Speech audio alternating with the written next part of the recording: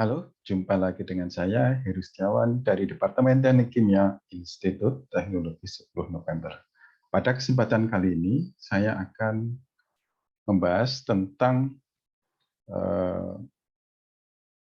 metodologi lanjutan dari Excel, tapi dalam hal ini saya akan bahas tentang metodologi hukum kekekalan yang diterapkan pada neraca energi panas.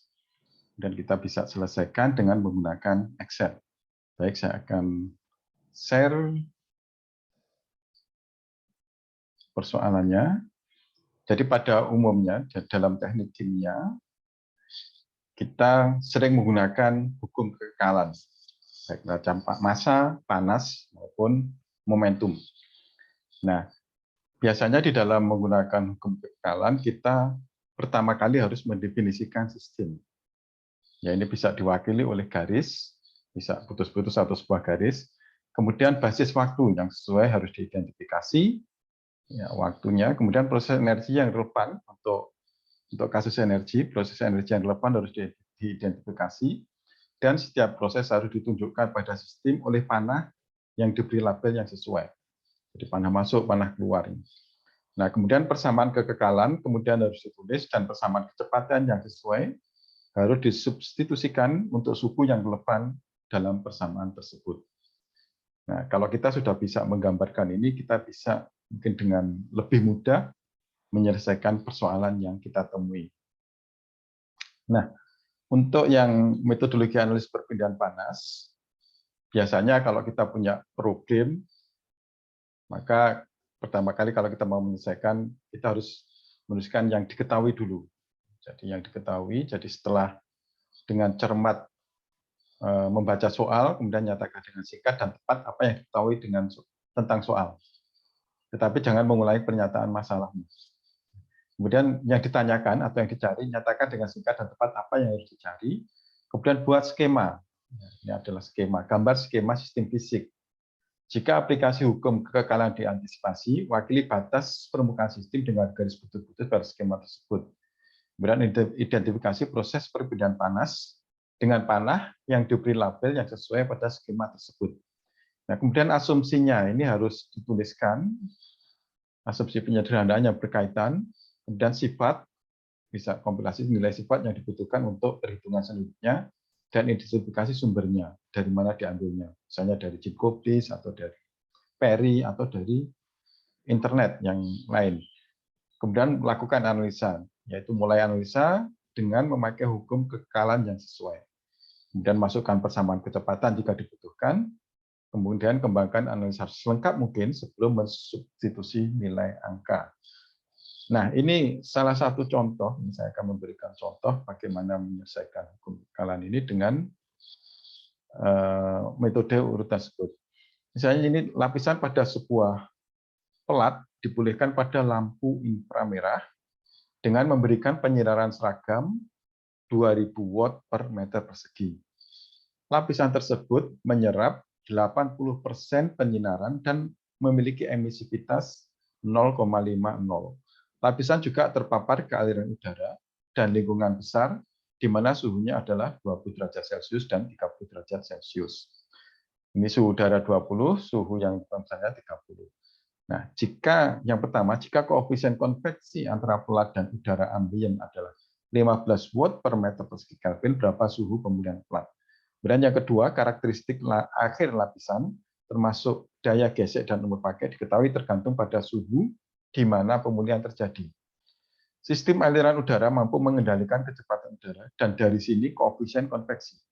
Jadi dengan mengubah kecepatan udara, maka koefisien konveksi yang tadinya nilainya 15 watt per meter persegi Kelvin ini bisa diubah pada permukaan, tetapi insinyur proses perlu tahu bagaimana suhu tergantung pada koefisien konveksi.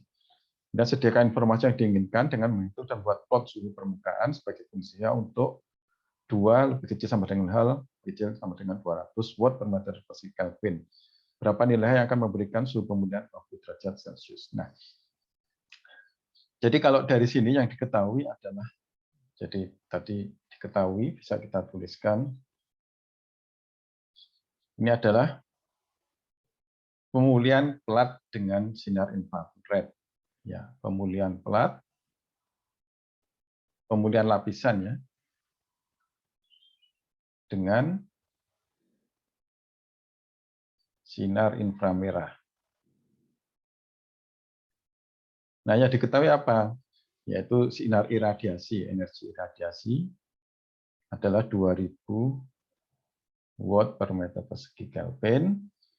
Kemudian penyerapannya ya, hanya 80% absorpsi, alfa mungkin absorpsinya 80%, kemudian emisivitasnya 0,50. Nah, kemudian yang ditanyakan atau dicari, yang pertama adalah T dari pelat. Mungkin yang pertanyaan nomor 1. Yang nomor 2, hubungan antara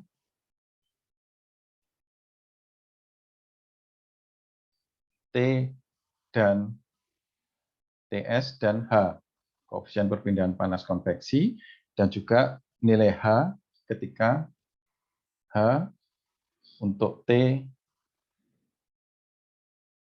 sama dengan 50 derajat Celcius. Nah, jadi ini. Nah, kemudian tadi perlu digambar skemanya ya. Kalau kita lihat dari sini, ini yang penting juga skema. Jadi kalau melihat ini, jadi lapisan pada sebuah pelat. Ini pelatnya kita gambar dulu, ini pelat. Kemudian di atasnya ada lapisan coating. Ini ada coating di sini, ini pelatnya, kemudian ini lapisan. Nah, ini yang diberi sinar.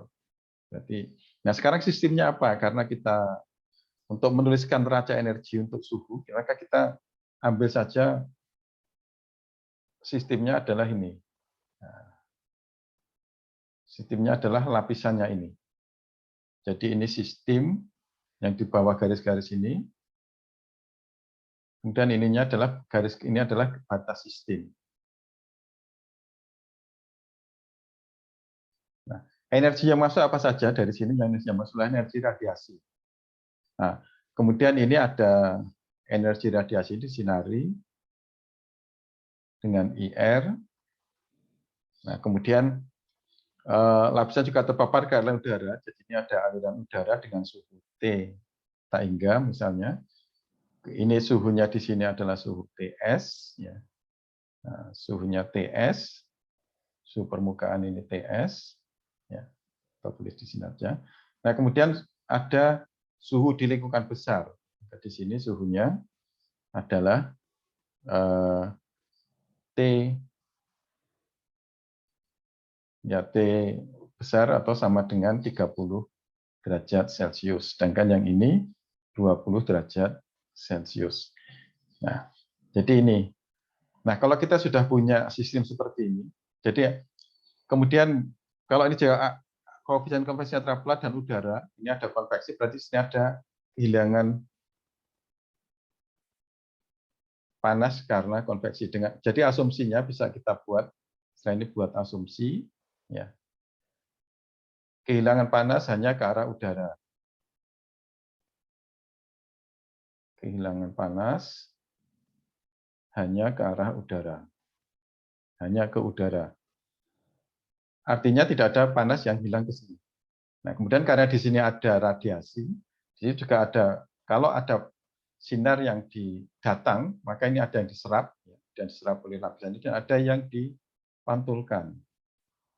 Ini Q radiasi di sini. Jadi ini adalah sistemnya. Nah, kemudian ini adalah yang panas yang masuk, kemudian yang ini adalah panas yang keluar. Nah, sekarang kita bisa menuliskan hukum kekekalan, ya sistemnya sudah kita tetapkan.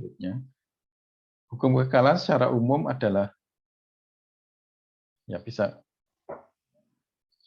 mungkin ya saya buat baru, mungkin ini bisa saya tambahkan slide baru.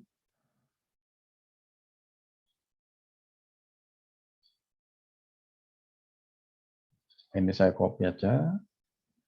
Jadi ke sini. Nah,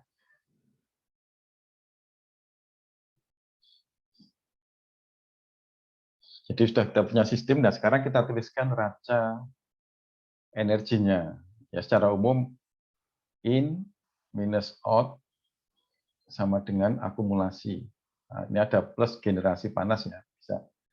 Jadi ini adalah yang dituliskan untuk sistem. Jadi panas masuk sistem dikurangi dengan panas yang keluar dari sistem ditambah dengan generasi panas dalam sistem sama dengan akumulasi panas dalam sistem. Nah, sekarang asumsinya tadi. Jadi ini saya tuliskan lagi asumsi.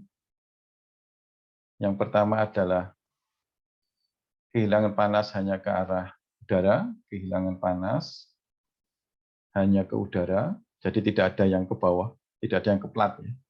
Hanya ke udara. Kemudian yang kedua, keadaan steady state, ya. Keadaan steady, sistem dalam keadaan steady atau tunak. Nah, tidak ada panas yang ditimbulkan, tidak ada panas timbul dalam sistem.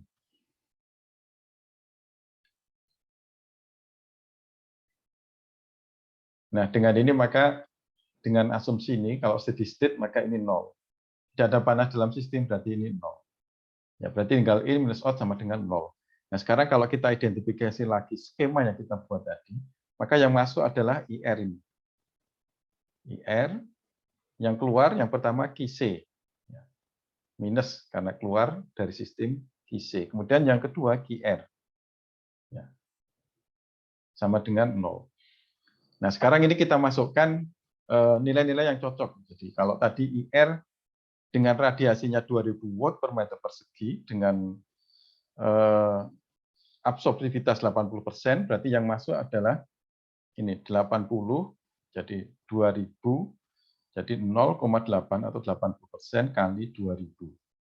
Ini yang masuk, dikurangi. Nah, kita QC untuk konveksi, untuk persatuan massa, persatuan luas, kita bisa tuliskan koefisien perpindahan panas konveksi kali TS, yaitu T lapisan, dikurangi dengan T udara. Kemudian panas radiasi, kita masukkan radiasi adalah dengan menggunakan bersama Stefan Boltzmann, yaitu sigma kali epsilon kali TS pangkat 4 minus T ini. Ini T surface misalnya. Kita tuliskan T surface minus pangkat 4 sama dengan 0. Nah, jadi kita sudah punya persamaannya. H tadi diketahui 15 yang nilainya tahu. Ini yang belum tak diketahui, ini belum diketahui. Ini nilainya 20. Jadi kalau kita tuliskan ini 1600. Ya, minus H-nya tadi kita masukkan nilainya, ya ini 15 watt ya. Berarti 15 kali TS ini yang tidak diketahui, udaranya 20 minus, nah ini nilai ini juga harus dihitung emisivitasnya. Nah ini adalah konstanta Stefan Boltzmann. Kita coba cari dulu. Ya kita cari. Bisa kita cari dari internet.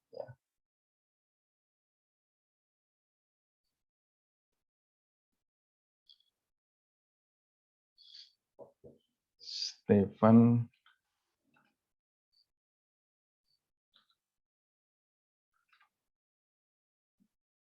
Boltzmann konstan. Oke. Nah, nilainya adalah ini ya. Yang mana? Oke, dari sini sigma ya, Stefan Boltzmann konstan, yang ini nilainya 5,67 kali, ya kita ambil 3 angka saja, 10-8. 5,67 kali 10 pangkat -8 watt per meter persegi Kelvin. Jadi ini bisa kita, jadi nilainya ini adalah 5,67 kali 10 pangkat min 8 watt per meter persegi Kelvin. Absorptivitasnya tadi setengah, jadi dikalikan dengan setengah, kemudian kali TS belum diketahui, dikurangi dengan T permukaannya. Nah, ini harus ditambah dengan 30 plus 273. Ya. Pangkat 4 sama dengan 0. Nah, jadi kita sudah punya persamaan, tinggal yang tidak diketahui TS. Ini persamaannya nonlinear, bisa kita selesaikan dengan Excel. Ya. Oke, kita coba selesaikan dengan Excel. Ya, ini mungkin bisa kita bagi 2 aja supaya kelihatan.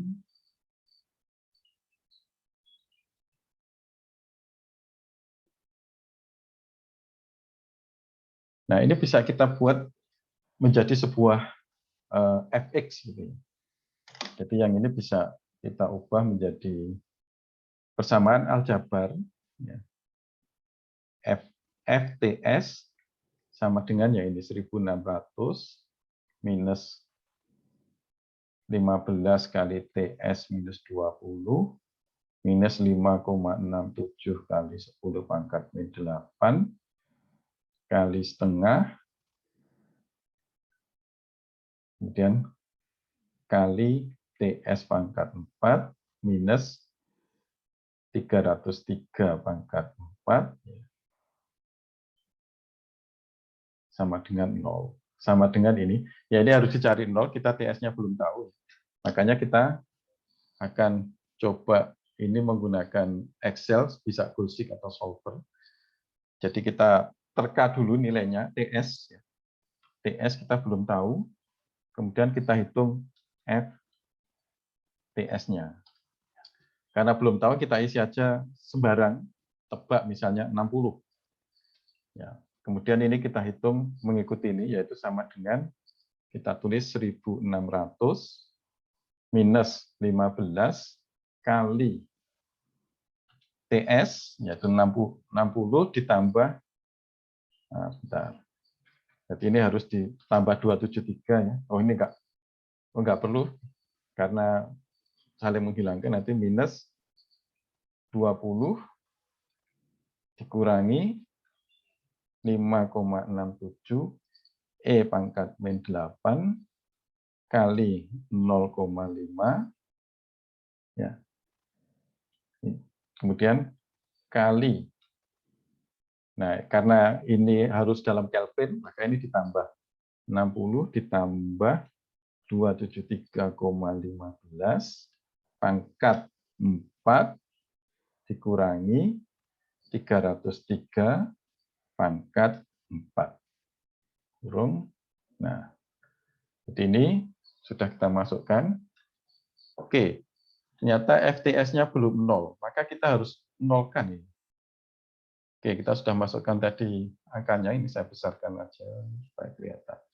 Jadi ini tadi yang FTS-nya tadi sudah kita masukkan rumusnya. Sekarang kita gunakan ini data, ya kita bisa gunakan Gulsik atau Solver. Mungkin kita Gulsik dulu, kita gunakan Gulsik, yaitu yang di set sel adalah yang ini, sudah tepat, yaitu yang ini, ke nilai 0. Ya. By changing cell, yang diubah adalah sel ini. Kemudian kita klik OK. Nah, maka kita sudah bisa dapatkan nilai tadi, yaitu 104,2541 derajat Celcius. Jadi ini adalah suhu dari lapisan. Nah, kemudian yang kedua, jadi ini suhu dari lapisan dengan sistem ini ketemu nilainya adalah ini, ya. Nilainya adalah 1,05, nilainya 104,2541 derajat Celcius. Ya. Nah, sekarang berikutnya adalah kita ingin tahu.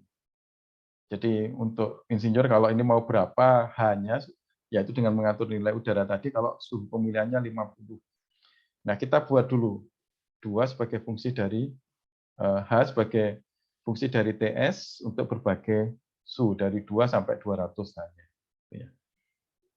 Nah, jadi kita bisa buat tabel seperti ini TS, kemudian dibuat ini H, gitu ya. Dibuat H. Nah, persamaannya tadi adalah yang ini. Persamaannya sama. Jadi persamaannya adalah yang ini. Sekarang TS-nya yang diketahui, hanya yang tidak diketahui. Ya. Kita sama persamaannya. Nah, sekarang kita masukkan ini. TS ini H, kebalik ini H, ini yang dicari adalah TS. H mulai dari 2 sampai yang 2, 10 ini langsung, kemudian ini sama dengan ini ditambah 10. Nah, kemudian kita tarik ke bawah sampai 200.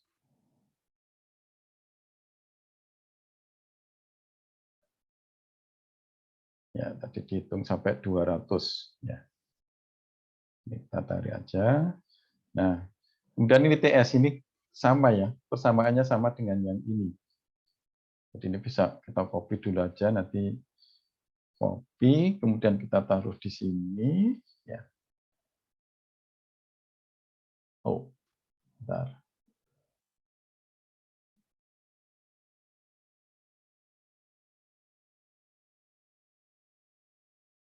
Ini copy.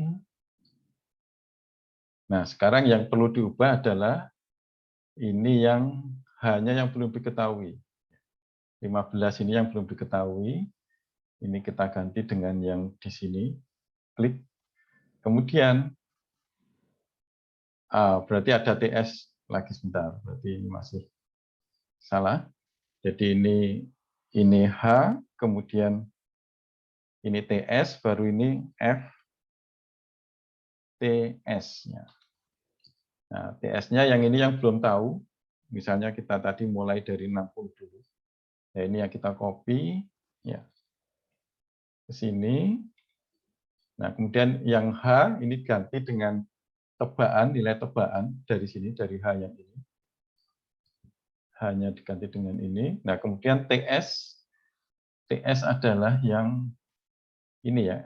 Ini TS yang belum tahu. Ini diganti dengan ini. Kemudian yang ini juga diganti dengan ini ya. Oke. Kemudian ini kita tarik ke bawah. Copy semua dari sini ke bawah. Sampai sini. Nah, ini karena kita sebenarnya bisa pakai makro, tapi untuk sementara kita coba dulu pakai yang ini bullshit tadi ya. Satu-satu. Jadi ini kita coba goalseek, set cell yang ini ke nilai 0 dengan mengganti TS. Oke. Temu, kemudian bawahnya sama diulangi. Goalseek yang coba ini nilainya ke 0, kemudian dengan mengganti nilai yang ini. Oke. Kemudian yang berikutnya ke nilai 0, yang diganti nilai ini, terus sampai ke bawah. Oke, ketemu ini bawahnya ke nilai 0, yang diganti ini. Oh, F5 ya, oke. Nah, sekarang yang ini ke nilai 0 dengan mengubah sebelahnya. Kemudian yang bawahnya goalseek ke nilai 0 yang diubah sebelahnya. Ketemu suhunya, berikutnya bawah ke nilai 0 ini. Oke, berikutnya 0 Oke, bawahnya kita hitung lagi dengan goal-seek. Tuh, di-set ke nilai 0 dengan mengubah sebelahnya. Nah, ketemu. Berikutnya yang bawah. Kita hitung lagi ke nilai 0, yang diubah adalah yang sebelahnya ini. Oke, kemudian yang bawahnya dengan goal-seek 0, kemudian kita ubah. Oke, dan bawahnya ke nilai 0, yang diubah ini. Oke. Kemudian yang ini.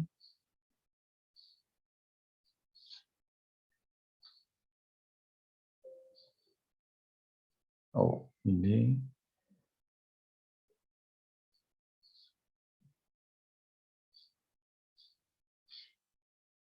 Kemudian yang ini ke nilai 0, mengubah yang ini. Oke, bawahnya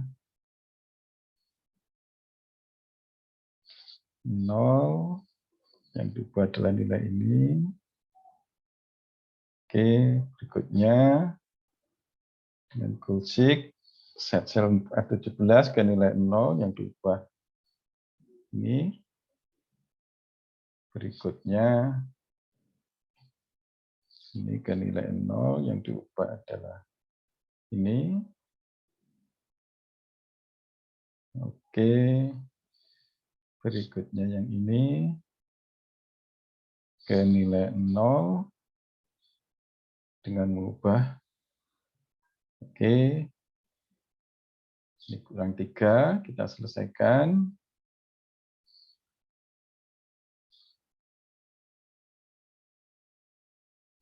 Ini 2 lagi. Ya, nilainya 0, yang diubah adalah ini. Oke, yang terakhir. Nah, jadi kita sudah punya hubungan antara TS dan H. Nah, sekarang kita bisa buat grafik. Jadi kalau misalnya tadi TS-nya diminta 50, kira-kira H-nya juga 50 ini ya. Kita bisa buat kurva seperti ini. Ya, dengan ini kemudian insert ya, insert charts, kita ambil yang scatter. Nah, kita bisa dapatkan kurva ini. Kemudian kita tambahkan untuk yang chart title-nya, axis title. Untuk yang ini suhunya ini adalah H dalam satuan watt per meter persegi Kelvin. Ya.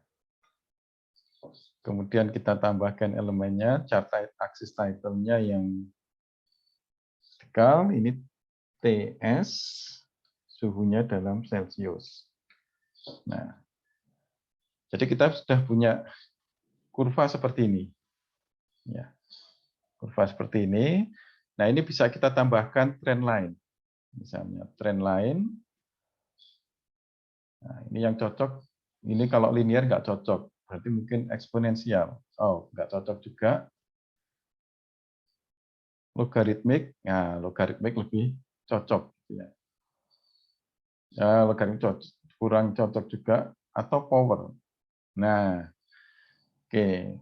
Bisa kita, jadi kalau kita tunjukkan, nah ini berarti kita punya persamaan hubungan antara Y ini adalah TS sebagai fungsi dari H. Jadi kalau kita inginkan suhunya 50 derajat, berarti TS-nya kira-kira hanya butuh kira-kira nilai di sini. Nah, ini bisa dicapai dengan membuat, mengatur atau mengubah kecepatan udara tadi yang di sini ya. Jadi ini berapakah nilai yang akan memberikan suhu pemutihan 50. Jadi kita bisa H-nya hanya berapa, kalau ini 50 berarti hanya kita bisa punya. Baik, demikian untuk materi kali ini yang bisa saya sampaikan. Terima kasih atas perhatiannya. Sampai jumpa di lain kesempatan, masih dalam pelajaran tentang analisis teknik kimia menggunakan Excel.